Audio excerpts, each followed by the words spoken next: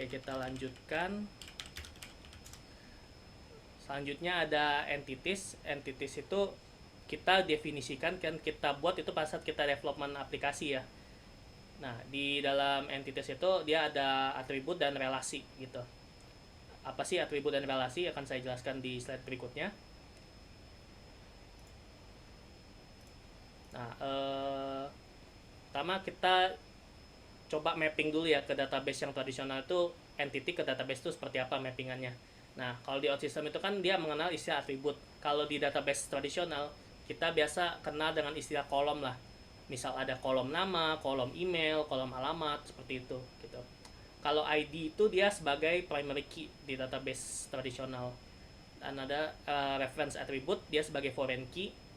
Index dia tetap index, sama kalau record atau instance itu dia sebagai row atau tuple kalau di database tradisional ya. Nah, ini penjelasan lebih detailnya tentang entity. Apa sih entity itu?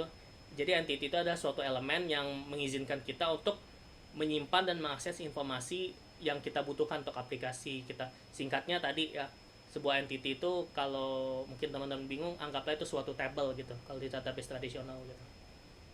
Nah, entity ini beberapa poin yang harus kita perhatikan itu dia biasa merepresentasikan suatu konsep bisnis gitu. Misalnya ada order, ada untuk mungkin menyimpan customer, untuk menyimpan produk gitu. Kita buat entity-nya masing-masing gitu. Nah, entity-nya itu sebagai table tadi. Jadi dia bisa menyimpan record atau data, raw data gitu dalam suatu table gitu. Nah, dia dapat menyimpan set of data, mempunyai atribut dan mempunyai entity action. Nah, atributnya yang pertama itu pasti ada ID gitu. ID itu kita anggap saja sebagai dia primary key. Jadi ID-nya itu dia otomatis akan terbuat pada saat kita buat database ini, misalnya table order gitu di OutSystem. Dia pasti by default akan ada satu atribut ID gitu. Sudah langsung otomatis dibuat, dan dia itu sebagai identifier unik gitu atau primary key lah kita sebutnya di database gitu. Dan dia juga support relational database operation gitu. Nah, selanjutnya ada atribut. Atribut ini kita bisa kita bilang sebagai kolom gitu. Nah, dia menyimpan, entity kan menyimpan data yang di dalamnya ada beberapa atribut lah biasanya. Nah, tipe datanya juga harus tipe data yang basic, nggak boleh tipe data yang kompleks seperti kayak list kita taruh sebagai atribut, itu nggak boleh. Contoh di table order ini kita punya atribut created time untuk menyimpan kapan order itu dibuat, di order oleh siapa gitu usernya. Misalnya kita punya pembeli gitu, customer gitu, siapa yang order, kita catat ID-nya di sini gitu. Ini harga produknya berapa, terus tipe pengirimannya apa gitu, total biaya kirimnya berapa, sama total harganya setelah dijumlahkan gitu. Oke, ada pertanyaan.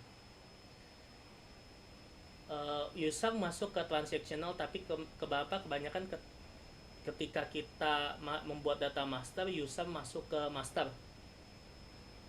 Nah, ini tergantung sih Kak Bekti. Jadi jawabannya itu kenapa saya masukkan ke transactional, karena kan ini kan usernya pasti kan, untuk kasus kita kan online shop kan. Online shop itu pasti kita akan buat terus si usernya gitu. Misalnya di aplikasi kita nanti kita ada fitur untuk register user gitu. Jadi usernya akan berubah terus, belum nanti user bisa edit profilnya, bisa menambahkan foto dan lain-lain. Itulah kenapa saya kategorikan di transactional. Mungkin di beberapa kasus seperti ada project-project yang usernya internal sudah di-define, katakanlah contoh dia pakai Active Directory dan segala macamnya. Nah, itu kan bukan aplikasi yang mendefine usernya, melainkan ada tempat lain untuk mendefine usernya. Jadi si user itu hanya master data aja di situ, hanya mungkin untuk akses, tidak ada perubahan data lah yang digunakan dalam aplikasi. Jadi usernya itu hanya untuk sebagai akses gitu, nggak ada transactionalnya, jarang gitu perubahan untuk dalam di data usernya sih. Mungkin bisa menjawab Kak Bekti atau masih kurang jelas? Oke, kita lanjutkan ya. Nah, dalam entity action, nah di OutSystem sini dia sudah otomatis dibuat ya pada saat kita membuat entity. Misalnya kita buat order, dia akan langsung buat 6 entity action. Sebenarnya 6 entity action ini dia mensupport entity action pada umumnya lah di database, dikenal dalam istilah CRUD. Mungkin teman-teman yang sudah pernah melakukan traditional development ini sudah nggak asing lah dengan istilah ini, tapi bagi teman-teman yang masih awam, sebenarnya CRUD ini dia adalah singkatan dari 4 action ya. Create itu dia membuat, seperti contohnya kalau di order ini dia membuat order baru gitu, create. Lalu ada retrieve itu dia mengambil order. Nah, saya mungkin jelaskan sama SQL sintaksnya lah. Kalau create ini dia kayak insert into gitu, insert into table ini. Kalau retrieve itu dia select table ini untuk dapetin datanya. Kalau update sama update from table ini. Lalu delete dia delete juga dari table yang bersangkutan gitu. Ini bisa langsung kita pakai gitu di aplikasinya gitu. Jadi nggak perlu lagi di OutSystem sebenarnya kita pakai SQL manual gitu, kayak select bintang table ini. Walaupun sebenarnya di OutSystem juga mengizinkan hal tersebut gitu, fleksibel sekali. Di OutSystem itu dia ada SQL-nya sendiri gitu. Jadi kalau emang nggak mau pakai yang default ini, dia bisa pakai SQL. Mungkin contohnya kalau memang yang kayak yang nggak disupport ya, sebagai contoh kayak subquery gitu, yang selectnya ada berjenjang gitu. Nah kita kan bisa pakai yang SQL gitu, atau untuk indexing dan lain sebagainya gitu. Itu biasanya untuk advanced case sih. Kalau pada umumnya kita udah pakai biasanya yang bawaannya OutSystem aja, karena udah optimasi dari dia. Nah ini lengkapnya, mungkin bisa sambil dibaca, saya jelasin singkat aja ya. Nah itu ada create gitu, dia create itu dia ada 2 parameter, sebenarnya rata-rata sama sih parameternya, itu ada yang 2 ada yang 1 gitu, sesuai kebutuhannya. Kalau create itu parameter inputnya dia ada source, apa sih, source data entity-nya lah, lengkap gitu, satu set. Misalnya di sini ada ID, create date time, semua itu dimasukkan semua sebagai kecuali ID ya kalau create itu, karena ID-nya itu akan di generate secara otomatis sih, biasanya ini auto number gitu, akan increment terus dia. ID-nya itu sebagai output parameter. Nah ini kebutuhan create itu biasa untuk melakukan insert data record baru ya ke dalam database gitu. Nah yang kedua ada create or update, dia sebenarnya hampir mirip-mirip dengan create ya, tapi kalau create or update kita bisa definisiin di sini kan. Kita nggak, kalau di create kan kita nggak perlu ngisi ID, udah pasti dia nge-create ID baru kan. Kalau di create or update, pada saat kita lempar source-nya itu ID-nya null, dia akan nge-create. Kalau update-nya ada, dia akan mengupdate data berdasarkan ID tersebut gitu. Jadi ini mungkin lebih versi lebih ringkasnya lah. Jadi kita nggak perlu gunakan create atau update terpisah, kita pakai if gitu. Lalu kalau if misal datanya data baru, kita create. Kalau data yang existing kita update, nggak perlu, kita bisa langsung pakai create or update aja sih, untuk mempersingkat lah gitu. Kalau contohnya mungkin teman-teman pada saat buat yang task kemarin ya, yang to do list itu kan, yang sebagai contoh itu dia ada implementasi create or update gitu. Jadi bisa di refer yang kemarin, nanti juga pas hands on nanti kita akan coba implementasi lah seperti apa gitu.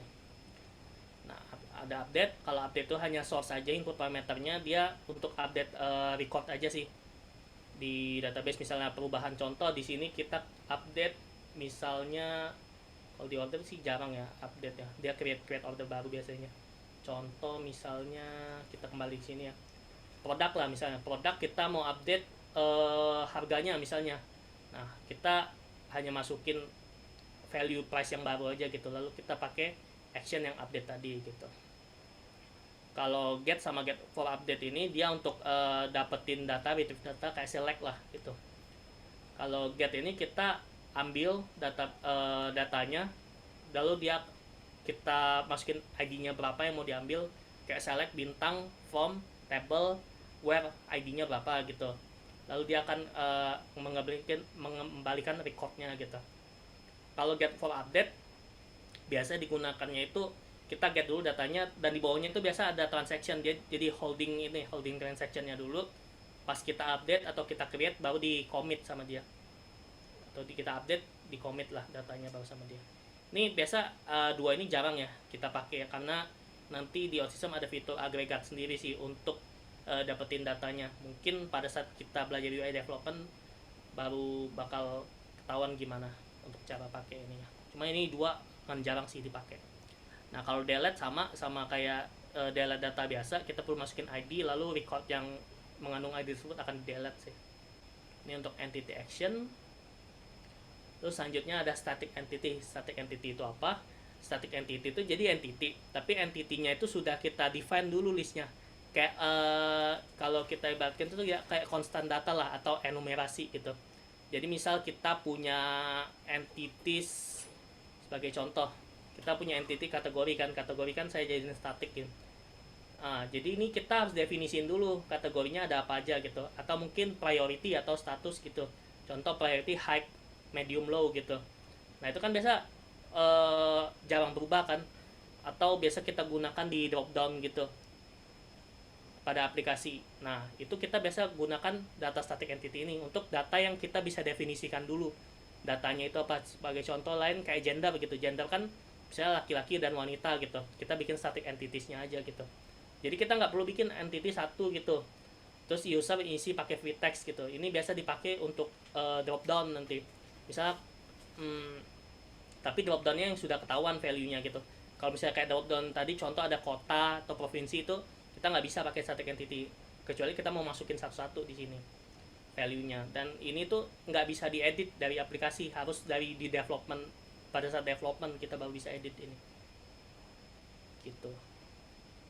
Nah ini dia itu record yang ada ini di dalam sini, kita udah define recordnya apa dan hanya bisa saat development ya. Jadi pas kalau misalnya datanya ini mungkin teman-teman kategori kan harusnya bisa berubah, cuma ini karena untuk pembelajaran aja kita nggak butuh banyak. Sebenarnya kita butuh juga saya tambahin aja sesuai kebutuhan di sini. Cuma kan dalam real case-nya kan biasa kategori ini kan bisa ditambah atau dikurangin lah sesuai kebutuhan, ada CMS-nya kan.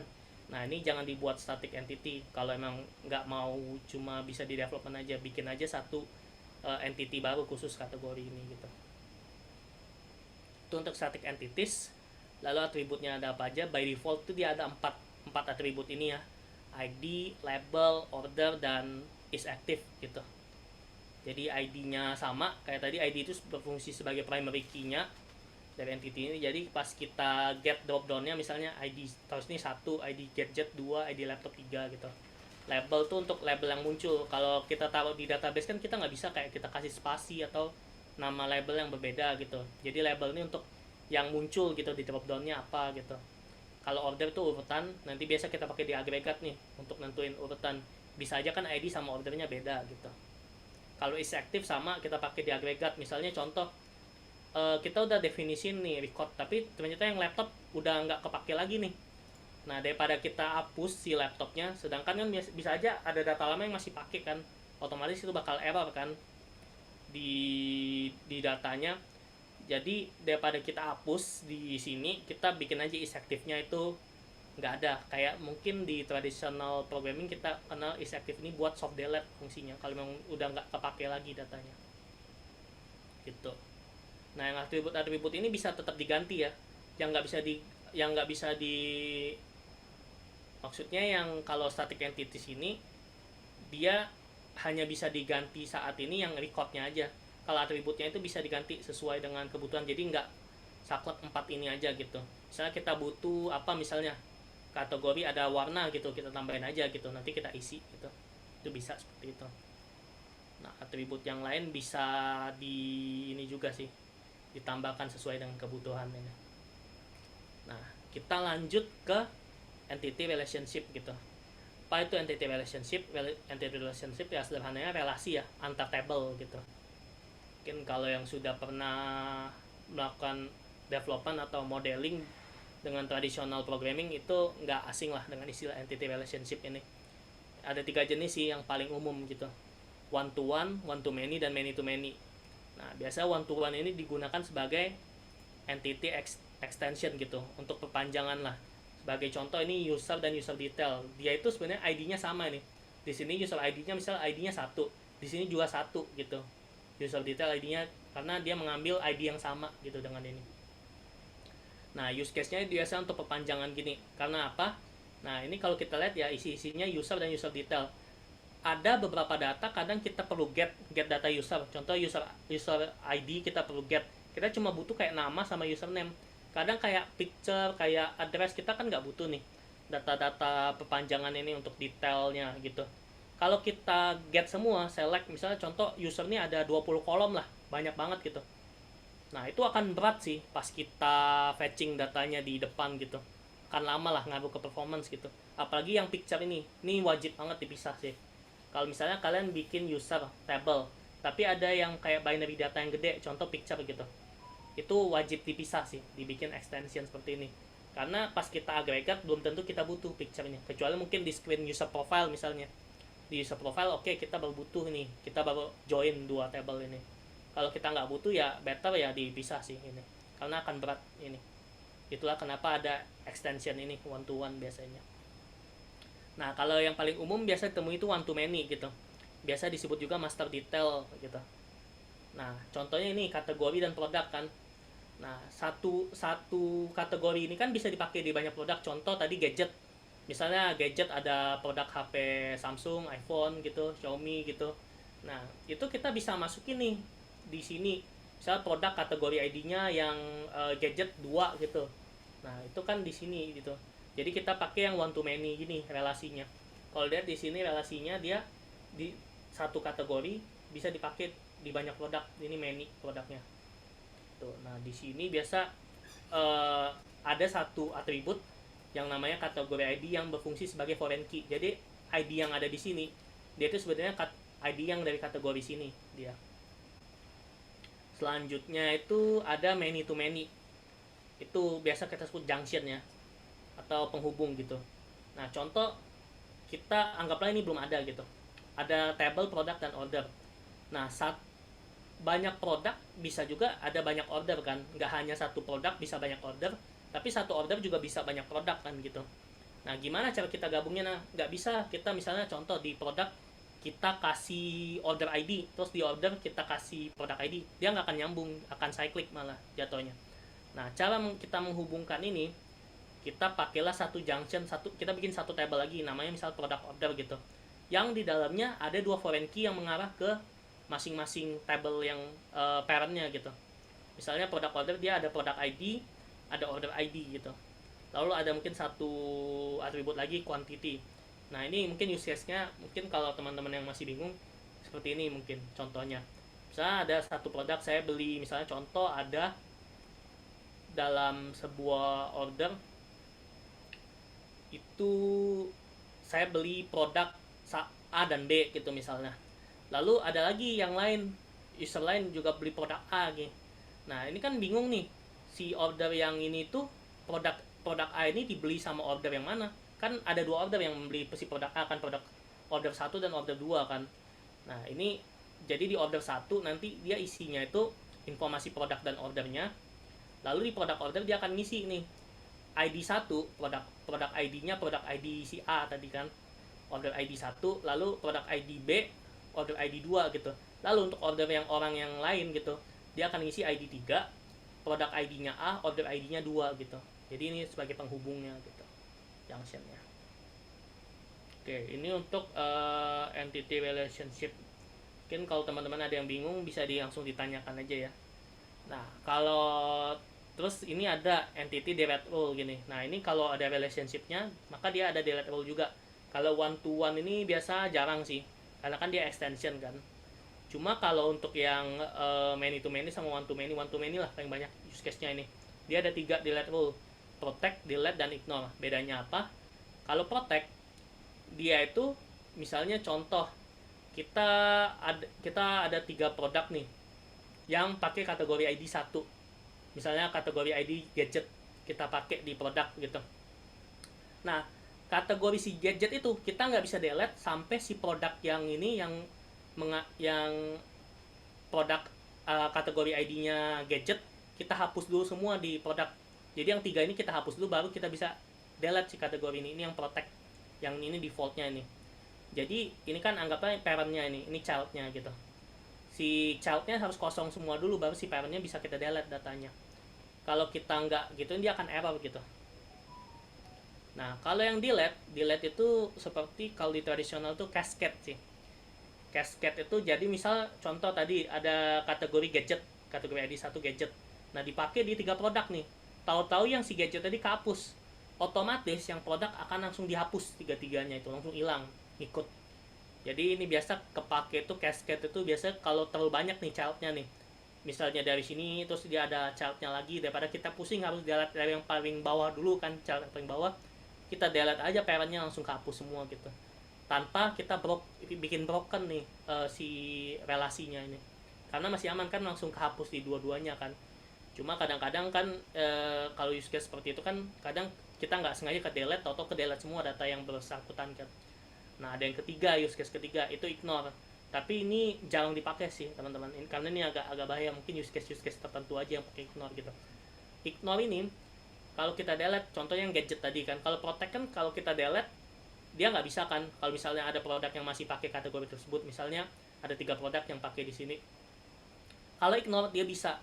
Tapi jadinya yang produk ini itu jadi istilahnya apa ya? Produk alien gitu, dia nggak punya kategorinya gitu, jadi kategorinya langsung kosong gitu di produk tersebut. Misalnya 3 produk nih A B C gitu, pakai kategori ID 1, kategori ID 1 kita hapus nih, nanti kategori ID di sini dia hilang gitu. Nah ini kan agak bahaya nih, pas kita mau pakai agregatnya bisa bikin error aplikasi kita nih kalau kita nggak handle ini dengan baik gitu. Makanya ini jangan dipakai untuk use case yang ini. Oke, mungkin untuk materinya sampai sini aja sih teman-teman. Dari sini ada pertanyaan nggak sebelum kita nanti masuk ke hands-on-nya? Soalnya di hands-on-nya agak panjang sih ini. Ada pertanyaan mungkin teman-teman? Kita lanjut ke hands-on-nya. Biar saya sambil praktekin. Ini sama kayak kemarin ya. Ini saya praktekin dulu untuk hands-on-nya, nanti teman-teman ada kesempatan untuk mencoba sendiri sih nanti after sesi untuk di sesi breakoutnya. Ada? Kalau nggak ada kita lanjut ya ke hands on nya. Oke, kita masuk ke hands on trainingnya. Oke. Nih ya untuk hands on trainingnya, sebelumnya saya brief dulu project yang akan kita kerjakan selama sesi di bootcamp ini dari sekarang sampai selesai kan. Saya sempat mention di kemarin itu kita akan nyicil gitu biar nanti pada saat bootcamp ini selesai, harusnya 1 minggu terakhir sih project teman-teman yang untuk bootcamp ini juga selesai gitu. Jadi mungkin teman-teman bisa atau teman-teman tambahin lah sesuai mungkin teman-teman mau tambahin fitur apa gitu yang dari teman-teman sudah dapat materinya. Oke, kalau dari saya sih saya nanti akan contohin use case study case-nya untuk bikin app online shopping app gitu. Di sini saya namain Luna Shop, teman-teman bebas lah mau namain apa online shopnya, itu bebas preferensi teman-teman. Nah fitur listnya pertama ada login dengan validasi role ya, ada user ada admin. Nah nanti ini kebutuhannya nanti berbeda nanti. Terus ada register dengan validasi form, nanti kita akan belajar juga validasi form, mungkin nggak di sesi ini. Jadi di sesi ini tuh kita fokusin untuk bikin database sama data modelingnya dulu gitu. Lalu ada menampilkan produk list gitu kan. Biasa kalau kita ke online shop kan di depan itu pas kita mau belanja itu kan ada list produk apa aja gitu yang bisa kita beli gitu. Terus kita tambahin fitur search sama kategori, kan tadi ada kategori kan, jadi bisa kita filter by search sama by kategori sih biar memudahkan pencarian gitu. Terus ada product management, ini ada di sisi admin aja ya. Product management tuh kita bisa nambahin produk, bisa edit produk misalnya seperti itu gitu. Kalau produk order biasa pada saat kita nyari produk kita bisa order produk itu, terus dia masuk ke shopping cart. Nah ini terus langsung kita check out. Nah ini di sini kita mungkin sederhana aja ya use case-nya, nggak sampai ke payment gateway dan lain-lain ya. Anggapannya saat check out ya udah ke order gitu, nggak ada status dan lain-lain sih. Karena biasa kan kalau real case-nya itu yang pakai status dan lain-lain kan dia ada API kan, API untuk dari payment gateway-nya yang menginfoin oh kalau payment gateway-nya udah berhasil nih statusnya kita update, baru dia lagi shipping atau apa. Terus dari sisi shippingnya juga ada API-nya biasa udah sampai mana. Kita kayaknya nggak sekompleks itu sih karena mungkin agak panjang ya untuk bikin itu. Cuma biar nggak terlalu simple, nanti kita bikin checkout-nya kita sudah integrasikan dengan shipping integration. Nanti sekalian untuk sesi materi di pembahasan integration with REST API gitu. Saya pakai use case-nya Raja Ongkir API di sini, jadi kita bisa tahu nih kan pas user daftar kan dia ada daftar provinsi sama kotanya nih. Jadi itu harganya udah sesuai dari API ini. Jadi kita coba nanti belajar untuk integrasi ini, masih lama sih belakangan, cuma nanti kita akan coba terapkan fitur ini gitu. Sama ada reporting gitu, reporting penjualan untuk di sisi adminnya gitu. Oke, mungkin ini projectnya. Sukses kriteria yang mau kita kejar apa di ini sebenarnya simpel aja. Ada data modeling yang untuk sesi kali ini ya, terus ada sisi untuk UI UX development mungkin di sesi berikutnya, karena ini agak panjang ya untuk bikin UI, jadi saya bikin satu sesi khusus lah untuk ini. Lalu ada validasi yang bisa kita custom sesuai kebutuhan kita, dan error handlingnya juga. Ada role access tadi, user biasa dan admin gitu. Sama kita akan bikin kalau UI komponen yang bisa kita reuse kita akan bikin pakai block. Terus ada implementasi dari kemarin yang client variable dan site properties gitu. Ini site properties ini akan kita gunakan untuk menyimpan token API gitu, atau untuk config gitu kita pakai site properties nanti. Terus ada dynamic data rendering, jadi misal si data semua yang misal di galeri dan apa itu yang muncul kayak list produknya itu, kita nggak tambahin satu-satu, tapi datanya kita tarik dari database-nya gitu. Jadi tiap ada misalnya si admin ada nambahin produk nih atau edit produk, dia langsung real time gitu berubah gitu. Lalu ada implementasi pagination dan sorting.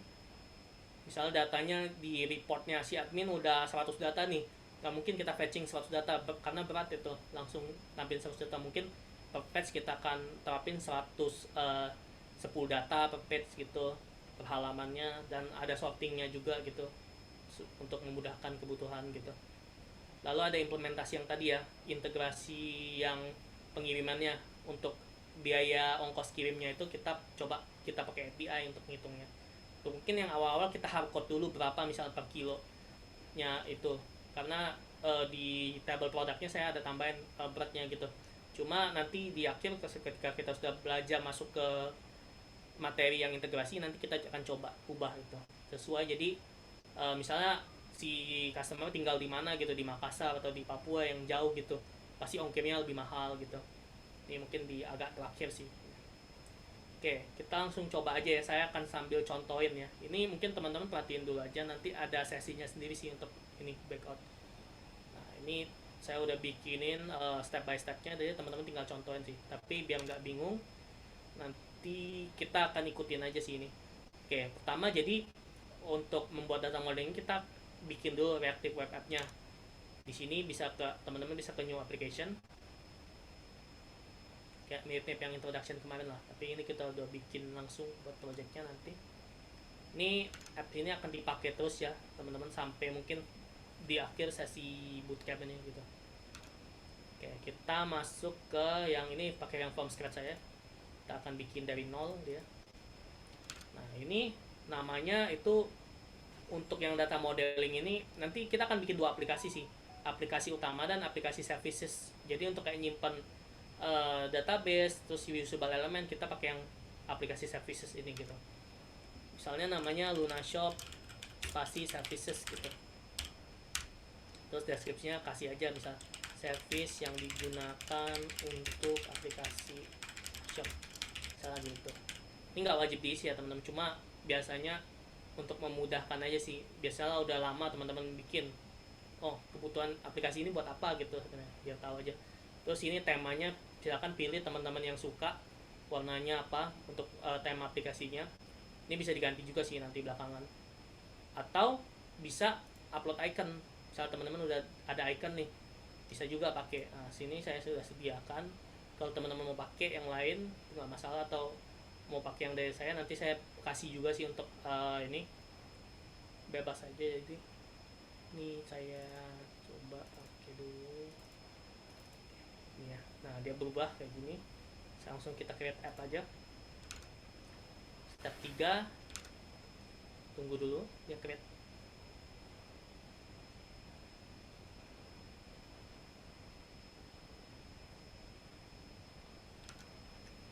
Nah, di step ketiga ini kita ganti nih modul name-nya, kan ini by default ini nih.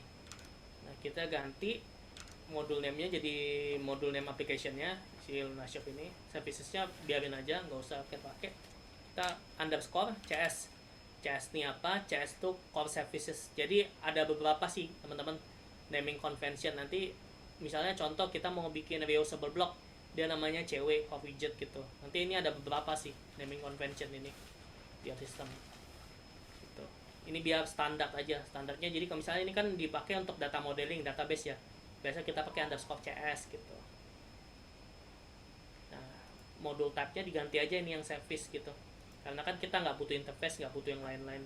Jadi kalau service ini saya klik dulu ya buat contohin ke teman-teman.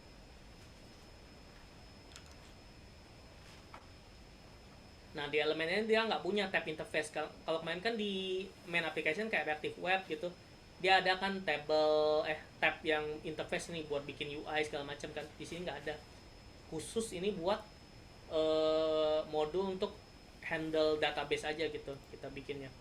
Nanti gimana cara pakainya itu mungkin di sesi berikutnya ya. Nanti bisa lewat dependensi sih. Oke, setelah kita selesai bikin, pergi ke tab data, lalu kita bikin aja ke tab database.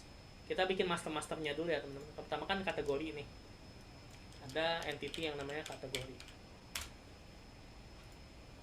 Nah, di entity kategori ini pertama ID-nya kita ganti dulu nih. Auto number-nya jangan kita yes, karena kan ini static, kita bisa define sendiri kan. Kita ganti ke no aja, terus kita tambahin record nih di sini.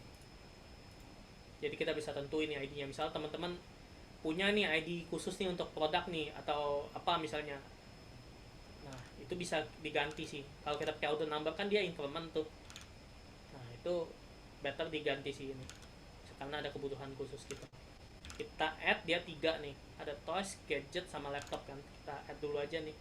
ID-nya kita abaikan dulu aja. Di sini kita identifier bisa kita ganti toys. Terus kita bikin lagi nih. Bisa di Ctrl N di sini atau kita klik aja add record di sini. Toys, gadget sama laptop. Nah, kan ID-nya bakal merah nih. Nah, ini tinggal diisi aja ID-nya. Kalau saya samain aja kayak order gitu. 1 2 3 gitu. Teman-teman ID-nya bebas ya mau apa gitu. Ini untuk contoh aja. Lalu setelah kita tambahin semua, nah ini yang untuk entity yang kategori ini udah selesai nih sebenarnya. Kita langsung menuju ke entity yang selanjutnya, table province nih untuk provinsi misalnya. Nah, kalau provinsi kan biasanya kan bisa sih sebenarnya kita pakai entity biasanya kita create gitu, terus kita masukin satu-satu, cuma kan capek kan. Nah, di OutSystem ini sebenarnya ada keunggulan khusus, kita bisa import entity-nya dari Excel nih. Saya udah siapin Excel-nya, nanti saya akan kasih yang di WA. Nah, ini contoh saya udah siapin nih, Excel provinsi lah. Nah, ini isi informasi provinsi kayak Bali, Banten dan lain sebagainya. Ada ID dan name di sini kolomnya. Nah, ini kita tinggal import aja nih. Jadi nggak usah kita masukin satu-satu ke itunya. Kita import. Kita pilih di sini.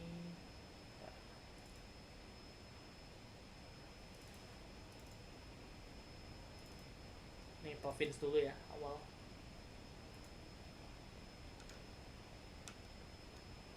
Kita tunggu aja, dia akan ngupdate. Nah, kalau teman-teman perhatiin pas kita import tadi, dia akan langsung kebikin nih kolomnya nih. Tadi kan kalau di Excelnya ada 2 tuh, ID sama name kan. Cuma karena ID itu otomatis kebuat. Nah, ini kan jadi ada double nih ID-nya. ID yang defaultnya kita hapus aja. Nah, kita ganti ID ini jadi ID. Terus ini kan biarin aja jangan auto number ya. Karena kan di Excel kan nggak auto number kan, kita udah sesuaiin ID-nya. Kalau kita bikin auto number malah jadi error nanti. Nah, ini jangan lupa diklik kanan, kita set as identifier dia. Jadi dia sebagai primary key gitu. Kita set dia sebagai ini ya. Nah, terus teman-teman perhatiin lagi nih. Pas kita bikin ini, dia juga akan bikin structure nih. Ini akan kebutuhannya di logiknya, nanti saya kasih lihat. Ini yang ID 2 juga sama, dihapus aja. Ganti ID. Terus dia akan Excel tadi masuk kemana? Dia akan masuk ke resource ini. Jadi entar yang dipakai di logiknya. Nah, ini dia akan memanfaatkan sebenarnya timernya ini nih. Timer yang sini. Untuk masukin data yang Excel tadi. Prosesnya gimana? Nah, sebelum kita ke sini, kita ke bagian logic dulu ya. Kita lanjut ke bagian logic. Nah, di bagian logic ini, kalau teman-teman lihat di server action-nya, dia akan kebuat nih namanya Bootstrap Province gitu. Nah, di dalamnya sudah dibuat DWO system, sudah di generate lah kalau kita bikin. Nah, dia sebenarnya ngapain sih Bootstrap Province ini? Jadi pertama itu dia nge-get yang kemarin lah, yang to do list gitu. Dia nge-get si database province ini kosong atau enggak. Pas awal kita buat kan pasti kosong nih. Nah, kosong dia pasti ke bawah dong kondisinya. Kalau dia ini kenapa ada kondisi ini? Jadi kan bootstrapnya kan bakal jalan terus pada saat dipublish kan. Nah, jadi ini dia ada kondisi ini, kalau dia udah ada datanya ya udah nggak usah lagi. Kalau enggak kan datanya akan numpuk-numpuk terus tuh. Nah, dia akan lakukan convert from Excel nih. Excel dari resource yang tadi nih. Kalau lihat file kontennya, nah, dari sini nih dia. Excel kan disimpan di sini. Nah, terus dia cari sheetnya yang mana. Nah, sheetnya karena saya udah ganti, nggak default lagi ya, bukan sheet 1. Kalau masih sheet 1, teman-teman kosongin juga nggak apa-apa sih. Cuma karena udah ada, dimasukin aja sheet name-nya province gitu. Nah, terus dia akan looping nih. Ini kan dia looping nih. Looping datanya sebanyak row yang ada di Excel. Nah, dia akan masuk ke sini nih. Nah, ini untuk yang bagian sini. Teman-teman nanti kan ini kan kalau dilihat kan dia province ID ini kan dia ID kan. ID itu tipe datanya kan identifier di sini. Ini identifier. Ini integer ya. Walaupun dia di sini integer, tapi di sini kan dia bentuknya ID kan. ID itu identifier bentuknya. Jadi yang ini kalau kita lihat di structure-nya kan di convert Excel ini kan ID-nya itu masih integer. Bisa kita ubah di sini dia jadi identifier. Mana tuh? Province identifier, atau di sini aja yang kita ubah. Kita convert lah datanya di sini. Nah, ini kan dia ada warning kan dia. Identifier expected datanya. Harusnya ini tipe datanya, tapi yang dimasukin itu integer. Kita bisa convert aja pakai built-in functionnya dari OutSystem, integer to identifier di sini. Terus kita kasih tutup kurung, di belakang kita buka kurung, di belakang kita kasih tutup kurung. Sudah, warningnya sudah hilang ya. Nah, ini kalau built-in function, teman-teman bingung dari mana, ini sebenarnya ada di sini nih built-in functionnya. Untuk data conversion, ini ada banyak banget nih, boolean to integer, boolean to text. Yang kita pakai itu yang ini tadi, identifier to integer, karena kan tipe data yang di sini kan integer tuh dia. Nah, ini udah, ini sih udah ngikutin sih harusnya. Ini kan structure yang udah dibuat tadi kan ada ID sama name, harusnya dia ngikutin yang di sini. Ini dari mana ini? Kenapa kok bisa buat ini? Ini dari headernya. Coba kalau kita buka lagi ya Excel-nya ya. Nah, jadi dia akan ngecek nih ke Excel nih, headernya ini. Dia akan bisa ngebaca nih. Di ID itu ada data 1, 2, dan selanjutnya. Di name itu ada Bali, Bangka Belitung, dan selanjutnya gitu. Makanya itu harus sama gitu namanya. Ini sudah, dia akan pakai yang tadi, yang entity action ini. Ini kan tadi yang saya jelasin tadi ada 6 nih. Dia pakai yang create province yang source datanya dari province record ini. Kalau dilihat di sini dia ada local variable nih, province yang tipe datanya record. Jadi yang dia nyimpen isi row-row-nya lah di sini. Ini kalau sudah, sebelum kita ini kan jalan pas publish nih. Kalau kita lihat datanya sekarang masih kosong lah, atau nggak ada nih. Nah, kosong kan, ini ada warning karena kita ada perubahan di sini tadi.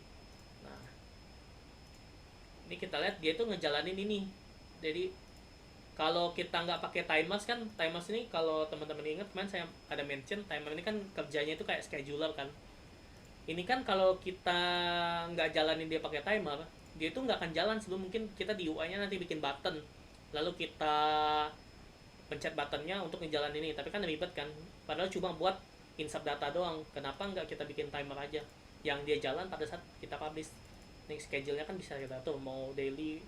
Cuma kan kalau untuk insert data pada saat kita publish ini, kita maunya datanya udah masuk nih. Jadi kita buatlah timer sini. Ini by default pas kita yang klik yang import tadi, dia itu udah kebikin gitu 3 ini langsung actionnya. Kita coba publish ya, nanti datanya akan keisi. Kita lihat. Ini step-stepnya ada semua ya teman-teman, jadi nggak usah khawatir. Ini saya tunjukin aja biar nanti pas teman-teman pas breakout nggak terlalu bingung gitu apa aja step-stepnya gitu. Oke, kita tunggu sampai selesai.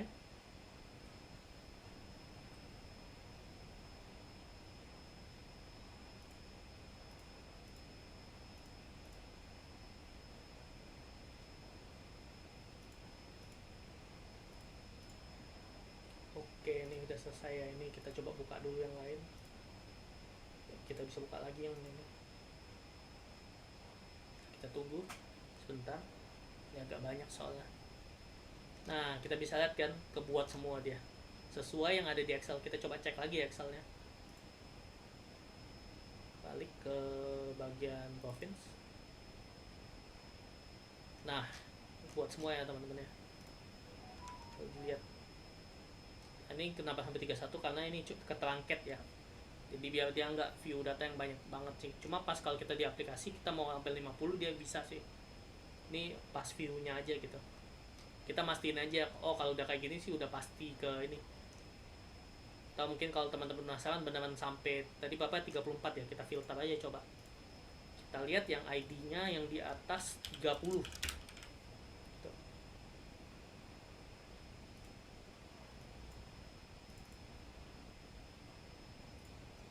Oke, ini identifier kita ganti dulu, kita convert dia ke integer, to integer.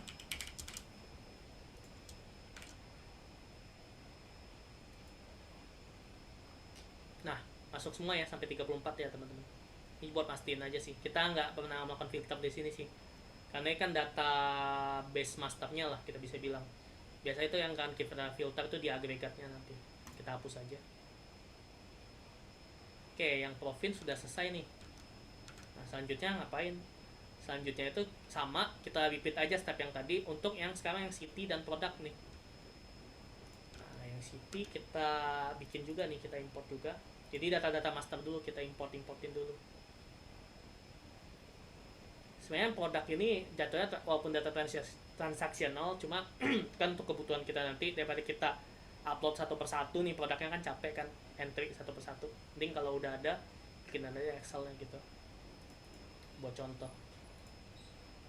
Nah, city udah kebikin, sama tadi beberapa kita harus hapus kan, ID kita hapus, ini kita ganti, ini kita jadiin dia identifier. Nah, ini udah. Nah, beberapa tadi kita harus ubah nih value-nya, kayak province name sama city name.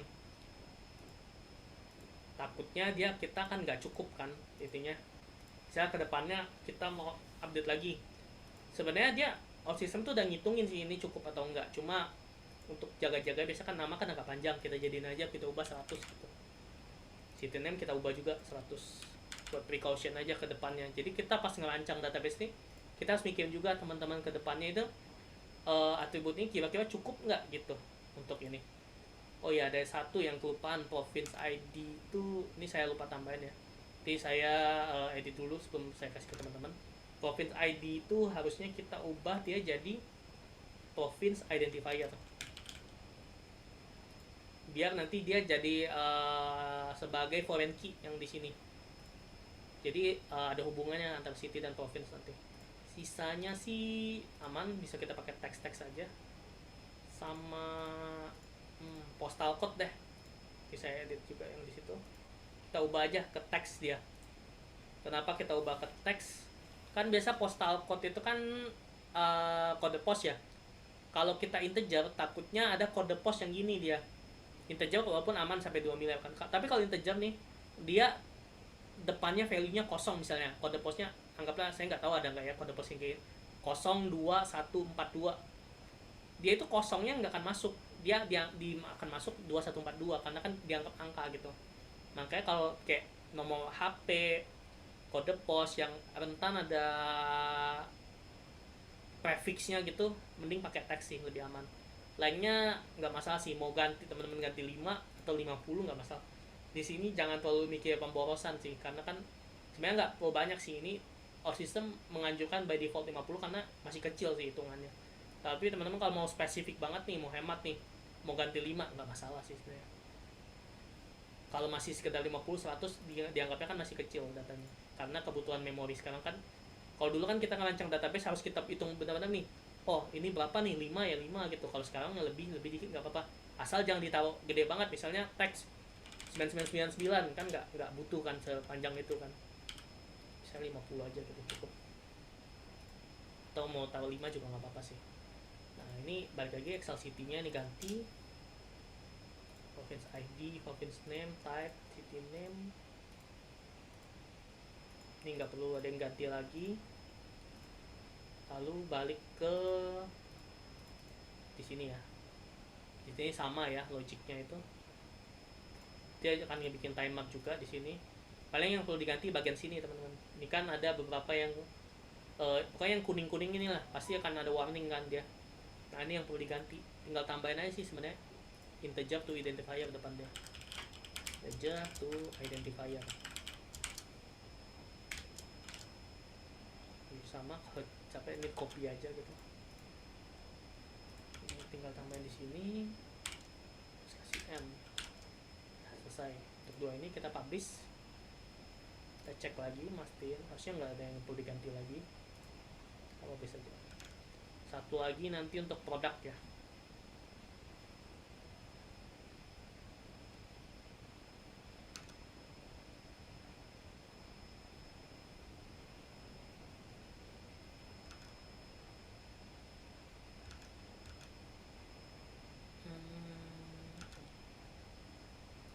oke mungkin ini saya ganti dulu dah biar nanti gak lupa. Apa aja yang perlu diganti itu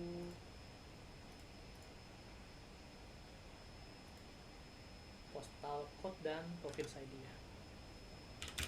Kita tambahin sini biar nggak flashlight ya.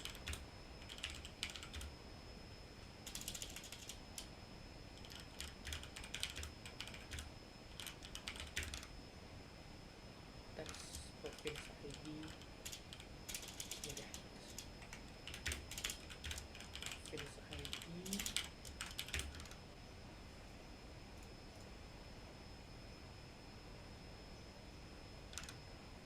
data type-nya.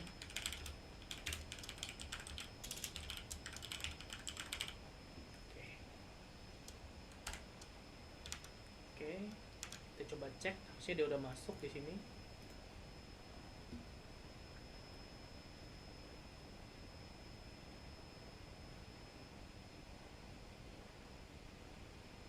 Nah, ini kita lihat ya. Nah ini ID nih teman-teman bisa lihat, dia di sini itu sebenarnya pakai buat drop down sih. Jadi ini misalnya 21 ini kita tahu nih, ini tanggal Aceh Darussalam nih ID-nya gitu. City name-nya apa, misalnya di Ambon itu di Maluku provinsinya. Itu sih teman. Oke, untuk city ini udah selesai. Selanjutnya terakhir tuh untuk produk ya. Produk kita bikin aja lagi, import lagi. Produk terakhir.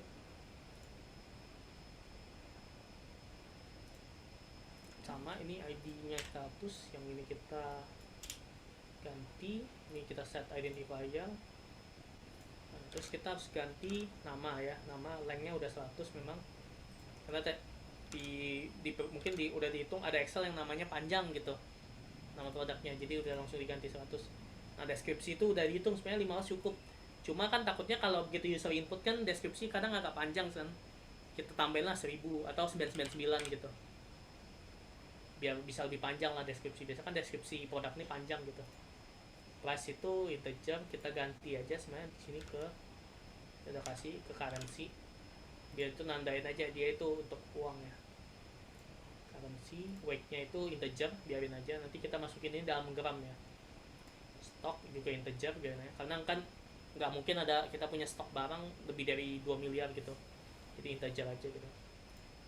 Brandnya ini kita kasih aja length 100. Pokoknya yang nama-nama itu mungkin kecuali dia benar-benar pendek ya, kayak contohnya kayak jenis kelamin dan lain-lain, tapi jenis kelamin sih biasa itu kan identifier. Kayak contoh yang postal code tadi, yang kode pos kan udah pasti pendek tuh, nggak apa-apa 50. Cuma kalau kayak gini kita ganti aja 100 biar lebih aman gitu.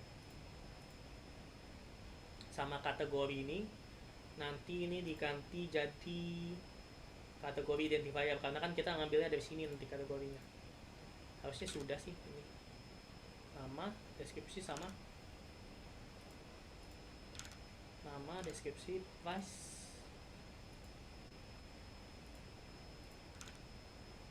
Oh, brand sama series belum ya. Oke, saya tambah dulu ya biar nanti tidak lupa. Brand length 100, series length 100. Terus harusnya tadi satu lagi itu kategori ID. type-nya ke kategori ganti bagian. Oke, kita cek dulu name, description, price, weight, stock. Oke, harusnya udah semua, udah aman ini. Oke, kita lanjut. Oh, sudah ada ya brand sama lain. Kategori kita nggak usah berarti ini. Oke, ini aja.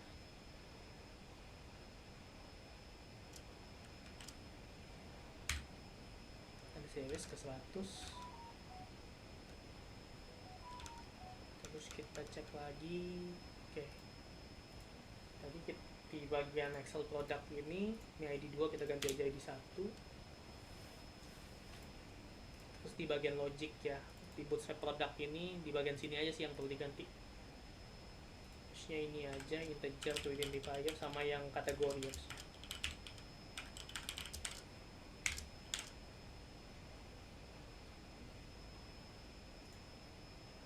Bentar ya.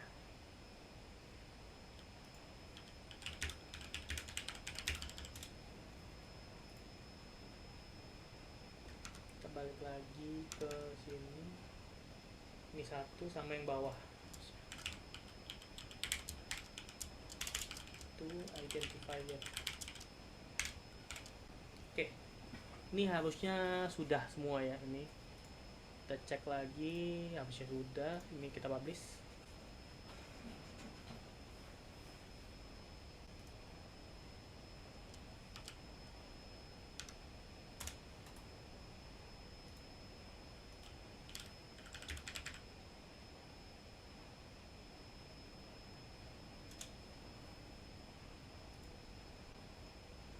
Oke, sudah. Kita coba lihat.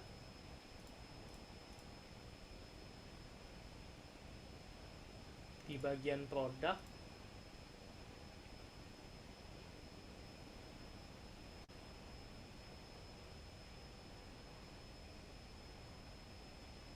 Nah, ini ya, sudah masuk semua, teman-teman. Ini deskripsi panjang pun dia bisa masuk. Harga ada beratnya berapa, ini dalam gram ya, saya masukin. Stoknya, brand, seriesnya apa, lalu kategorinya. Oke, ini sudah semua yang master-masternya. Selanjutnya kita tinggal tambahkan untuk order, produk order gitu. Kita tambahin satu-satu ya. Order kita butuh apa aja, create that time, order by, bikin aja create that time, order by,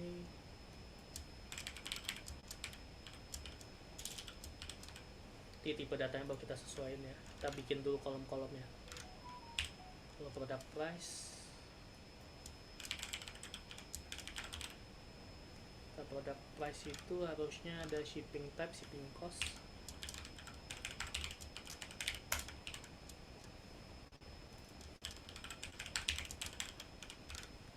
lalu ada total price.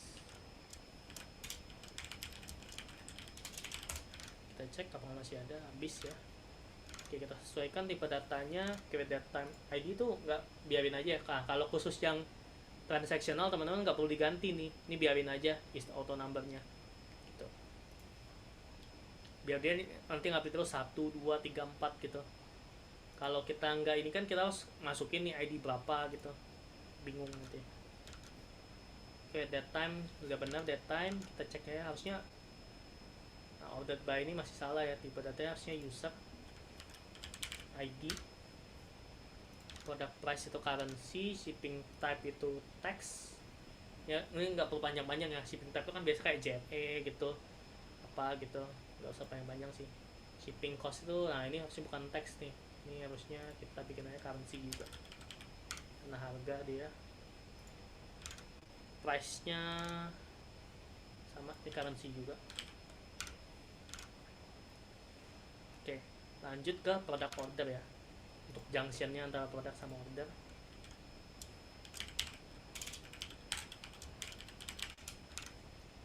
Ada produk ID,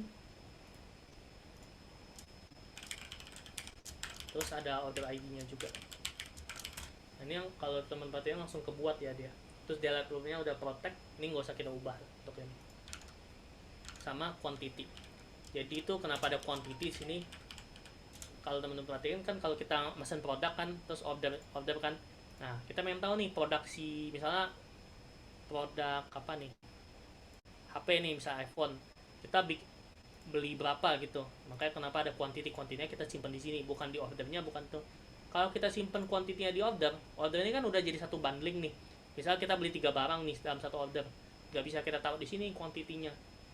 Jadi biar tahu quantity masing-masing order itu berapa gitu. Oke, kita lanjut ke produk image ya. Produk image ini apa? Kita cek dulu produk ini harusnya udah semua. Produk image itu ada file name, MIME type sama ini. Nah, file name itu biasa kan kita pakai upload kan, dia bisa ada file yang disimpan sama user. Nah, itu biar kita bisa get, kita makanya tahu file name sih MIME type. MIME type itu nanti ada kebutuhannya sih. Jadi kalau kita upload web itu dia nyimpan informasi MIME-nya juga sih. Jadi kalau untuk kebutuhan upload, buat review data dan lain-lain kita perlu simpan sih, ini penting biasanya. Mungkin kalau teman-teman belum tahu MIME type itu bisa di Google aja MIME type ada apa aja. Biasa kalau misalnya contoh image, dia MIME type-nya image/jpg gitu. Nanti nggak apa-apa kita hardcode aja sih untuk MIME type-nya ini. Kalau image sih biasa nggak terlalu banyak deh, cuma image/apa gitu. Ngikutin dia biasanya. MIME type, terus binary data. Nah, binary data tuh nyimpen misalnya image-nya gitu ya. Ini tipenya binary data. Kalau di tradisional tuh dia biasa block sih untuk nyimpen image kan. Nah, ini anggaplah blocknya gitu. Sama satu lagi produk ID. Nah, kenapa di produk image ada produk ID? Karena kan biasa kalau kita lihat ya di e-commerce gitu kan, satu produk bisa banyak tuh image-nya gitu. Nah, kita taruh sini aja, anggapannya kita bisa taruh banyak image lah dalam satu produk gitu. Nah, satu, terakhir user detail gitu. Nah, terus usernya mana? Tadi kan kalau teman-teman perhatikan nggak ada user nih. User itu sudah modul default sih di sistem. Dia tidak ada di dalam sistem ya. Nah, dia sudah terbuat sih di dalam dia. Jadi tiap kali kita create user, ini kita otomatis nge-create di table out system. Ini udah di handle dari out systemnya sendiri sih. User pertama kalau kita cek nih, ini sudah pasti user kita di sini. Kita cek aja, kita buka table user yang user ini. Jadi nggak perlu kita buat lagi nih. Kalau ini biasanya example dari dia, misalnya kalau teman-teman lihat di loginnya itu dia ada nih apa kayak login ini. Nah, ini tenang aja, ini udah secure banget. Biasanya ini udah di encrypt lah dari bawaan sistemnya. Biasa ada udah di hashing, di encrypt. Nanti kita juga pas di register kita coba daftarin user tuh yang secure. Jadi passwordnya itu nggak plain text kita simpan di sini, tapi kita hashing udah. Kita encrypt. Gitu. Nah, kita bikin lagi untuk user detail. Itu lagi. Nah, user detail kan sebagai extensionnya aja sebenarnya ya. Nah, ID-nya ini jangan lupa kita ganti. Jangan kita bikin ID lagi, nanti nggak nyambung sama yang user. Kita ganti ID-nya itu jadi user identifier. Nah, jadi ID-nya ini ntar nyambung nih. Misalnya user dengan ID saya ID 7 nih. Di sini juga user detailnya ID-nya 7 gitu. Karena kan cuma sambungan doang gitu.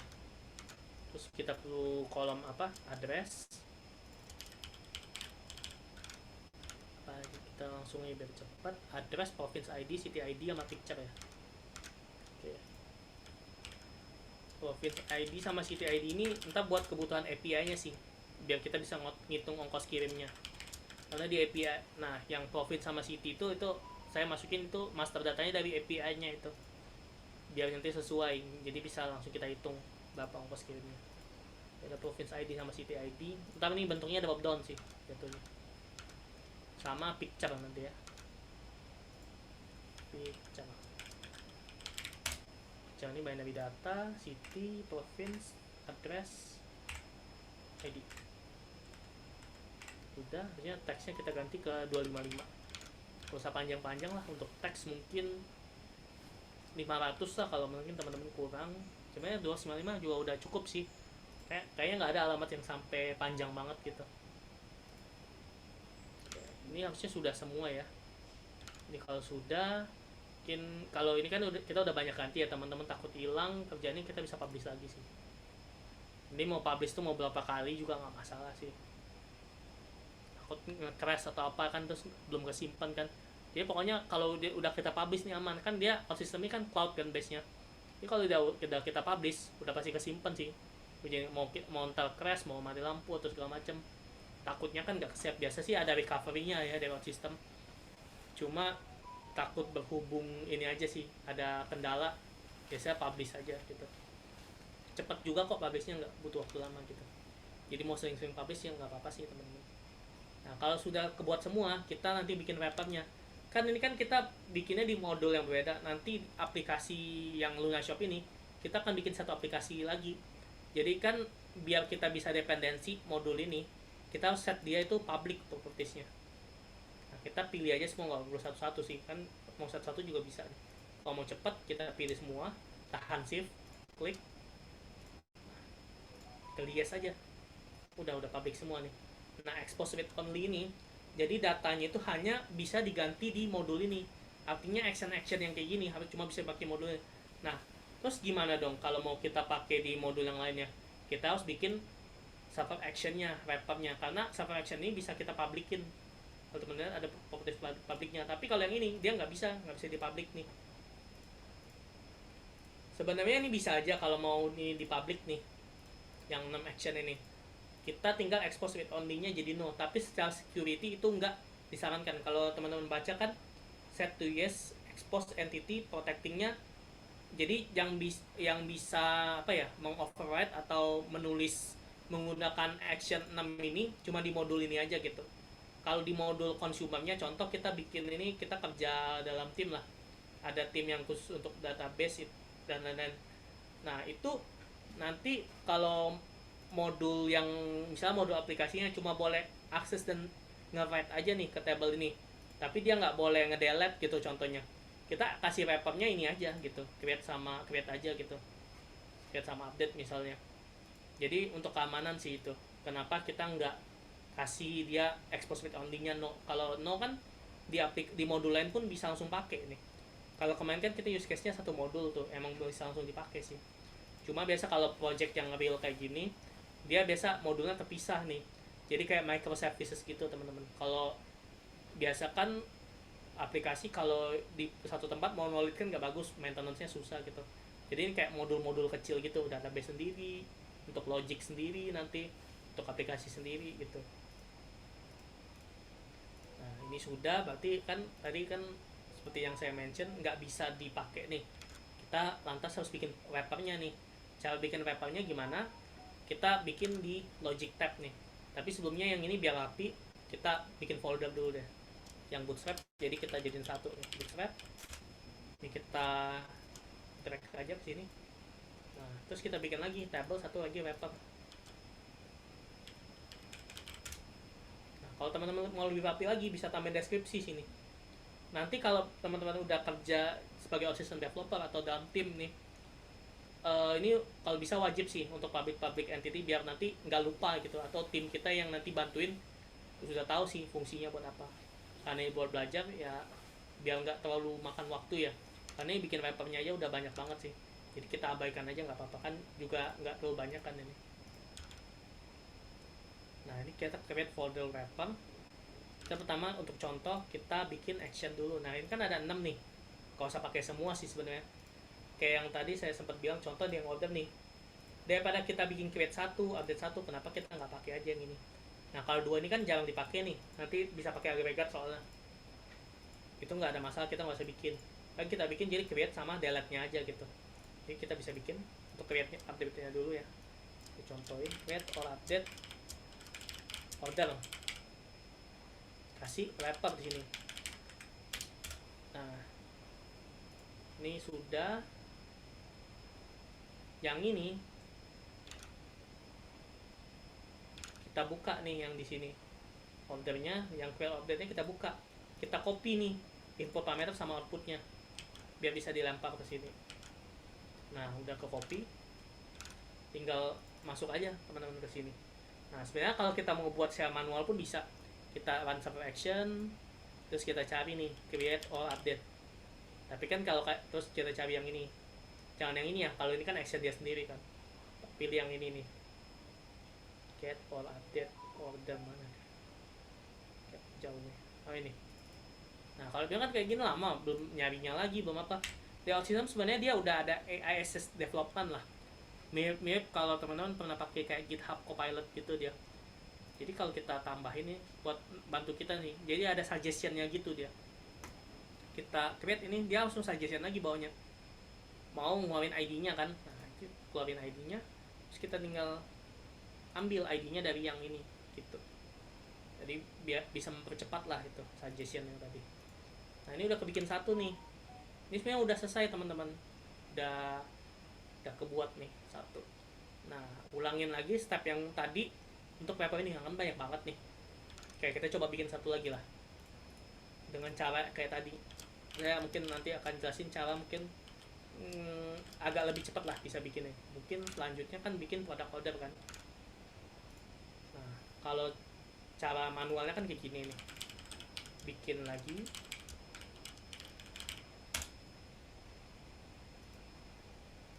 terus cari yang product order,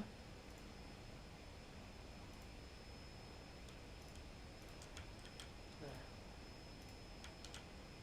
kita paste ke sini nih, terus kita bikin. Nah ini terus kita set lagi. Nah cuma cara ini kan agak ini ya, agak capek lah bilang. Nah kita bikin aja langsung, ini kita butuh berapa nih, 6 nih misalnya, berarti kita kurang 4, kita copy aja nih, 2, 4, 5, oke 4, kita butuh 4 tambahan ya. Berarti kita rename dulu, update product wrapper, terus yang 2 nya kita hapus, terus ininya kita hapus, kita ke produk lagi.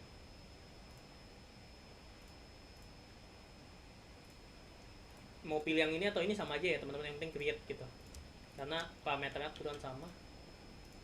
Nah terus yang ini tinggal diganti nih,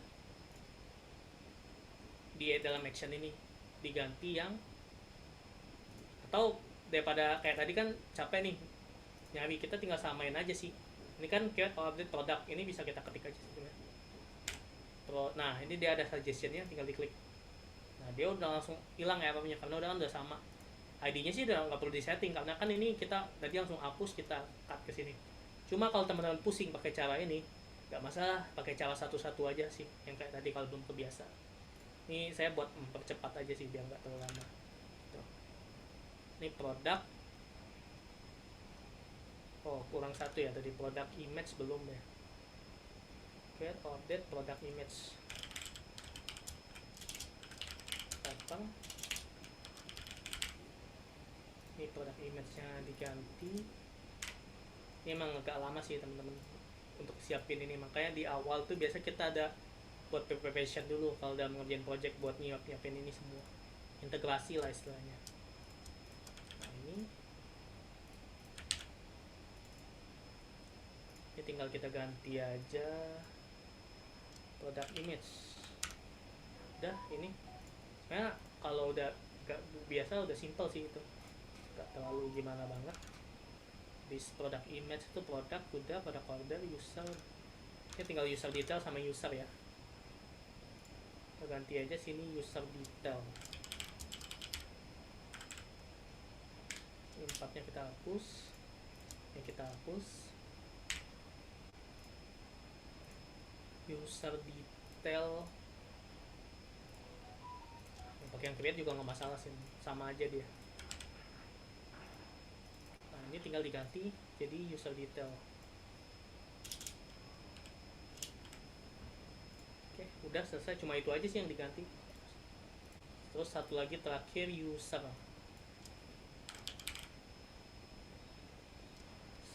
wrapper, ini 2-nya hapus aja. Nah ininya kita hapus, kita ganti ke user ada di dalam sistem ya, jangan lupa. Oke kita masuk, yang ini kita double klik dulu, jangan lupa kan dia pasti error. Kita ganti aja ini user. Oke sudah semua. Nah, buat delete-nya gimana? Bisa sih kita copy juga ya. Ini misal contoh yang order ya. Order kita copy. Nah, kita ganti aja nih satu delete nih. Kita bikin kayak satu template-nya lah. Delete order wrapper. Nah, kalau delete, teman-teman lihat nih propertiesnya nih. Saya contoh yang pakai user ya. Dia hanya pakai ID nih, tapi ID-nya dia kan kalau sini output, di sini dia input gitu. Input parameter. Nah, gimana caranya biar cepat? Ini teman-teman hapus aja nih source-nya. Source-nya hapus. Nah, ID-nya di convert jadi input parameter. Udah, tinggal yang ini diganti jadi delete aja, delete order. Terus ini ID, masukin ID. Ini source-nya kan udah nggak kepake nih, dipencet tombol delete aja, atau di sini ada juga sih delete. Udah, ini kan nggak ada sign lagi nih, nggak ada output, ini tinggal di delete aja. Nah, buat sisanya ini lebih gampang kalau yang delete, karena kan dia cuma satu parameter nih. Misalnya kita bikin, kita ikutin aja urutan ini ya. Delete product image nih.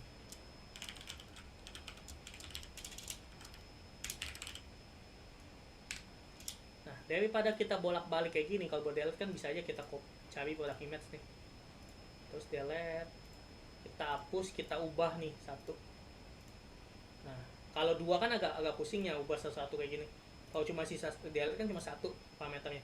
Itu tinggal ganti aja. Ini parameternya apa? Product image kan, product image ID kan. Udah tinggal kita ganti. Lebih cepat sih caranya. Terus yang di sini kita tinggal ganti delete product image. Selesai. Nah, ini udah nggak ada nih. Ini kuning-kuning abaikan dulu ya, karena kita belum set dia ke public sih. Jadi dianggapnya itu action yang nggak kepake nih. Kita abaikan dulu, nanti kita tahu kita set public. Kalau gini, kita ikutin yang atas ini aja ya, sama soalnya. Product image, terus product order.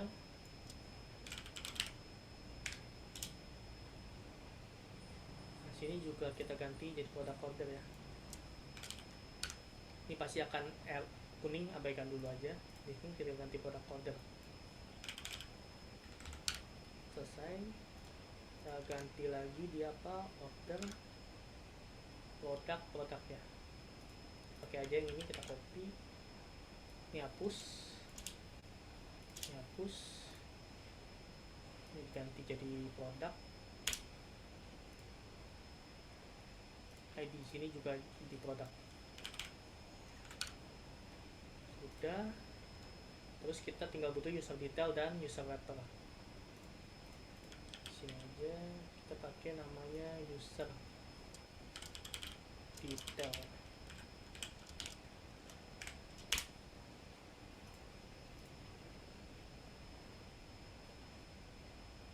Ini user identifier.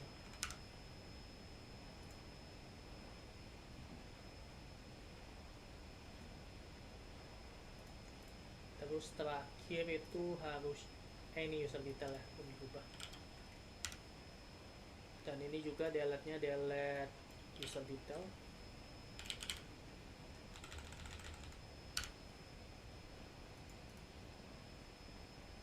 Coba kita make sure lagi apakah masih ada yang salah, takutnya ada yang oke, harusnya udah benar semua, tinggal delete user.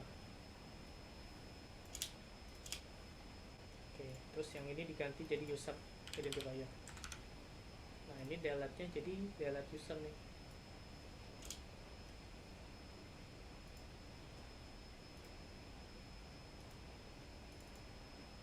Udah benar ya semua. Ini udah semua. Terakhir ya tinggal kita jadiin public nih semua, biar nanti bisa diakses. Nah, sudah teman-teman. Jadi warningnya tadi kan sebelum kita jadiin public ada warning nih, karena dia nggak kepake. Jadiin public. Sudah selesai. Tinggal kita publish. Nanti untuk sesi berikutnya pada saat UI, untuk yang nanti submit untuk form checkout dan lain, nanti kita misalnya contoh kita mau submit create order nih. Nah, kita pakai yang ini actionnya, bukan pakai yang ini langsung. Sudah sih untuk hands on-nya, nanti teman-teman bisa coba sih. Sekarang masih ada waktu sekitar setengah jam ya.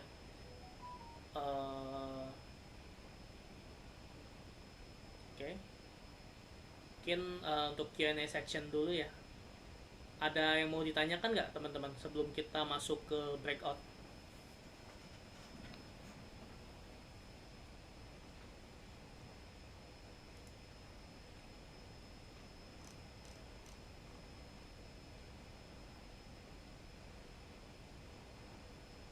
Sebentar saya share dulu ya untuk ini.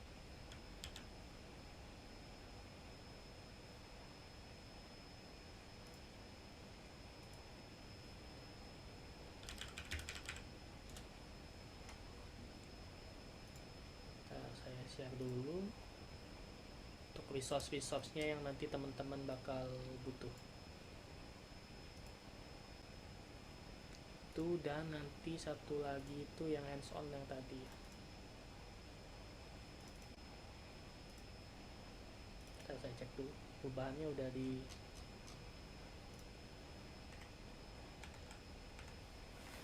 tadi ada beberapa perubahan. Oh udah.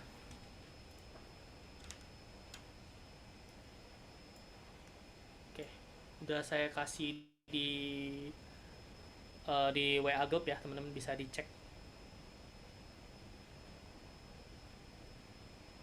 Nanti itu buat bahan teman-teman untuk breakout session hari ini. Masih setengah jam teman-teman, ada yang mau nanya nggak? Kalau nggak nanti kita masuk breakout session selama setengah jam, nanti baru nanti break, lalu kita lanjutkan ya kayak kemarin ya di 18.30. Ada pertanyaan teman-teman terkait materi dan terkait ini?